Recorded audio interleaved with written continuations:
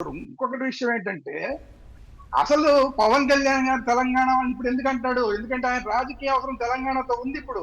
హ్మ్. మనం అర్థం చేసుకోవాల్సింది రాజకీయంగా కూడా అర్థం చేసుకోవాలంటే, ఆయన తెలంగాణలో ఆల్రెడీ ఆయన చేయదలుచుకొని చేసాడు. ఇంకో 15 ఏళ్ల దాకా చంద్రబాబు నాయుడే ముఖ్యమంత్రి అంటాడు. లేదా నేనేమో ఉప ముఖ్యమంత్రో లేదా ఇంకోటేదో అంటాడు. మేము కలిసే ఉంటాం 15 ఏళ్ల దాకా అన్నాడు. అంటే 15 ఏళ్ల దాకా ఇక్కడ ఫిక్స్.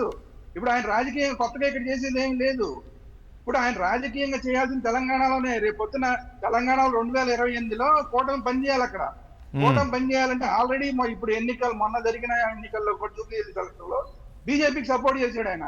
రాబోయే ఎలక్షన్‌లో సపోర్ట్ చేస్తాడు. 28లో కలిసి పోటీ చేసినా పోటీ చేస్తారు కొన్ని నియోజకవర్గాల్లో. ఇప్పుడు ఆయన తెలంగాణతో అవసరం ఉంది.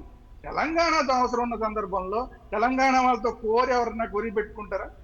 అంటే అది ఏదో క్యాజువల్ గా వచ్చిన దాన్ని మనం భూతద్దంలో పెట్టి చూడొద్దు. కొన్ని సందర్భాలు ఇప్పుడు ఇలా చూడాలంటే మనం మళ్ళీ పాత రోజుల్లోకి వెళ్తే గోడలు కట్టేశారు, బూతులు తిట్టేశారు, గోడ దాటితే ఏదో చేసేస్తా ఉన్నారు. మన ఇంట్లోకి వెళ్ళకూడదు. ఎందుకంటే అది ఆ ఉద్యమం వేరు, ఆ ఉద్రిక్తతలు వేరు, అవన్నీ అయిపోయినాయి. ఇప్పుడు టీఆర్ఎస్ పార్టీనే బీఆర్ఎస్ గా మార్చేసిన తర్వాత మనం ఇంకా ఉద్రిక్తతలు మనం మీడియాలో మనం చర్యలు చేసుకుంటే ఏమన్నా అర్థం ఉంటుందా?